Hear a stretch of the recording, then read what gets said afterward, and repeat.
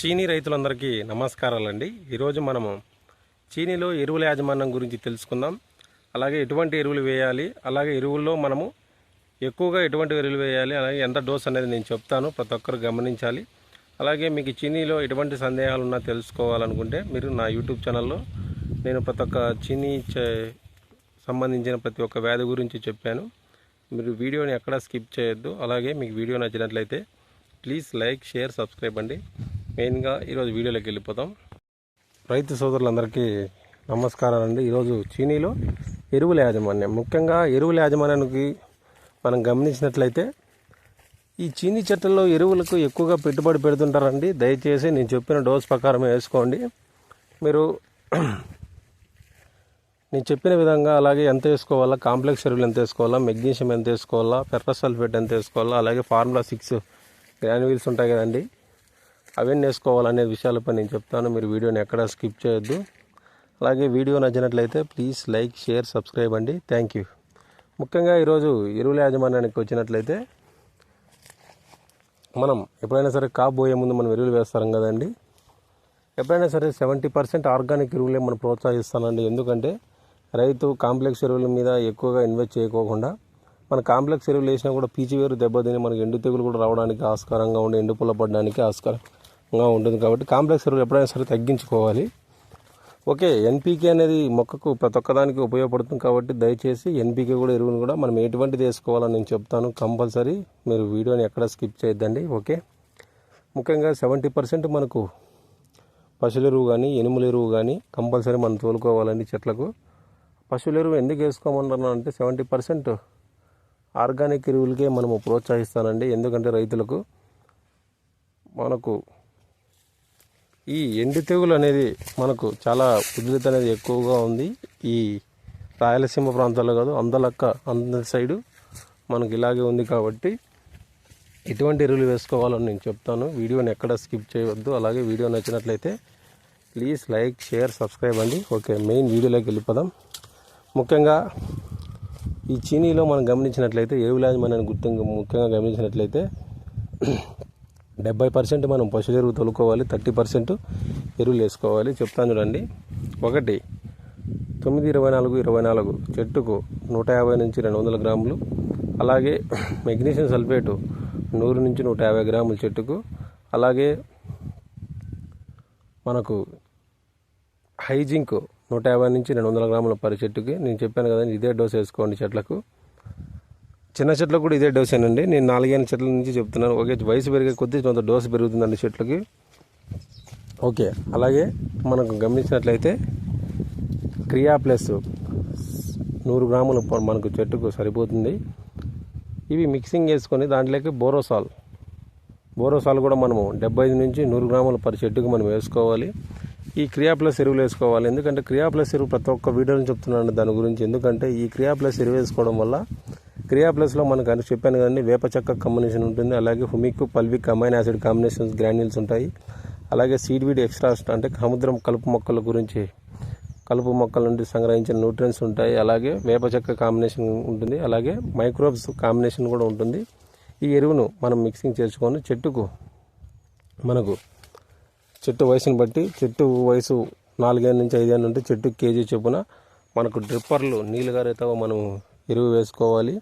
ఇలా వేసుకోవడం వల్ల 100% చెట్టుకు 100% పూత బాగా వచ్చి, అలాగే మనకు 100% పూత బాగా వచ్చి పిందె బాగా సెట్ అవ్వడానికి, అలాగే వివిధ రకాల న్యూట్రియన్స్ లోపాలు కూడా మనకు 9-24లో అన్నీ ఉంటాయండి.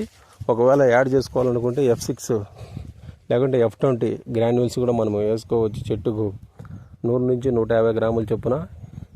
ఈ పద్ధతిలో మీరు పాటిస్తే మీరు 100% చెట్టుకు మనం న్యూట్రిషనల్ ఫుడ్ ఇస్తాం. అలాగే డ్రిప్లో మనం ఎప్పుడైనా సరే ఫస్ట్ దఫా మనకు చెక్కులు అంటే మనకి ఇగులు స్టార్ట్ అయితేనే పూతలు వస్తాయి కదండి. అప్పుడు బోరాన్ కాల్షియంతో పాటు ఐలో చెక్కు, రైజోజన్ అని వస్తుంది. అంటే root enhancer plus PSB, KSB all bacteria solubilizing bacteria హలో చెక్కు మనం డ్రిప్లోకి ఎకరాకు 500 ml అది 100 grams రైజోజన్ మన డ్రిప్లో వదులుకోవడం వల్ల 100% మనం వేసిన ఎరువులన్నీ సాల్యుబిలైజింగ్ అయ్యి, అంటే మొక్కకు ఉపయోగించే విధంగా తయారు చేసి మొక్కకు ఎరువులను అందజేయడానికి ఆస్కారంగా ఉంటుంది. కావున నేను చెప్పిన ప్రోటోకాల్గా మీరు ఎరువులు వేసుకోవాలి. ఎప్పుడైనా సరే రైతు తక్కువ పెట్టుబడితోనే పోండి ఎరువులు వేసే విధానంలో. కావున మీకు వీడియో నచ్చినట్లయితే ప్లీజ్ లైక్, షేర్, సబ్స్క్రైబ్ అండి. అలాగే చీనీకి సంబంధించిన ఎటువంటి సందేహాలన్నా మీరు కామెంట్లో తెలియజేయండి, మీకు కంపల్సరీ నేను రిప్లై ఇస్తాను. అలాగే ఇంకో విషయం అండి, క్రియా ప్లస్ ఎరువు ఎందుకు వేసుకోవడం అంటే మనం వేసిన ఫర్టిలైజర్ 100% మొక్కకు అందుతుంది. అలాగే మీకు తక్కువ పెట్టుబడితోనే ఎక్కువ లాభాలు రావడానికి ఆస్కారంగా ఉంటుంది. చెట్టుకు మనం చెట్టు వయసును బట్టి మనకు నేను చెప్పిన డోస్ 50 గ్రామ్స్ అంటే 50 గ్రాములు నేను చెప్పిన డోస్ ప్రకారం 50 గ్రాములు పెరుగుతూ పోతూ ఉంటుందండి. కావున చీని రైతులు ఎప్పుడైనా సరే ఈ ఫర్టిలైజర్ అనేది మనం ఎక్కువగా నేను చెప్పిన డోస్ ప్రకారమే వేసుకోండి. ఎందుకంటే అక్కడ పోయి వాళ్ళు ఇచ్చిన ఎరువులన్నీ వేసి ఎక్కువగా పెట్టుబడి పెట్టి 20,000 30,000 ఎరువులు పెడితే మన స్ప్రేయింగ్లోనే ఎక్కువగా డబ్బులు ఇన్వెస్ట్ అవుతుందండి. కావున దయచేసి నేను చెప్పిన ప్రకారంగా వేసుకోండి. ఎప్పుడైనా సరే 70% నేను చెప్పాను కదండి, ఎనుగొడ్ల ఎరువు లేదా పశువుల ఎరువు వేసుకోవాలి. అలాగే ఈ కాంప్లెక్స్ ఎరువులు మొక్కకు కావాల్సిన ఎన్పీకే అలాగే మైక్రోన్యూట్రియన్స్ లోపాలు మైక్రోన్యూట్రియన్స్ అవసరమవుతాయి. కాబట్టి ఈ ప్రకారంగా మనం ఇచ్చుకున్నట్లయితే 100% మనకు అధిక దిగుబడితో మొక్క రావడానికి, అలాగే మనం అధిక కాయలు అలాగే కాయలు కానీ పూత కానీ 100% ఎక్కువగా నిలవడానికి మనకు ఆస్కారంగా ఉంటుంది. కావున చాలామంది మన ఛానల్లో సిట్రస్ గురించి వీడియోలు చూస్తూ ఉన్నారు, కానీ సబ్స్క్రైబ్ చేసుకోవడంలో చాలామంది వీడియోలు చూస్తున్నారు కానీ సబ్స్క్రైబ్ చేసుకోవడంలో దయచేసి ప్రతి ఒక్కరూ వీడియోని సబ్స్క్రైబ్ చేసుకుంటారని కోరుకుంటున్నాను. అలాగే మీకు ఎటువంటి సందేహాలున్నా చీనీలో కాదు అన్ని రకాల చీనీలో వివిధ రకాల సమస్యలకు కూడా నేను కంప్లీట్గా మీకు రిప్లై ఇస్తాను. అలాగే మీ తోటి చీనీ రైతులకు కూడా వీడియోని షేర్ చేస్తారని అనుకుంటున్నాను. నేను చెప్పిన ప్రకారంగా డోస్ ప్రకారంగా చీనీ చెట్లకు ఎరువులు వేసుకోండి.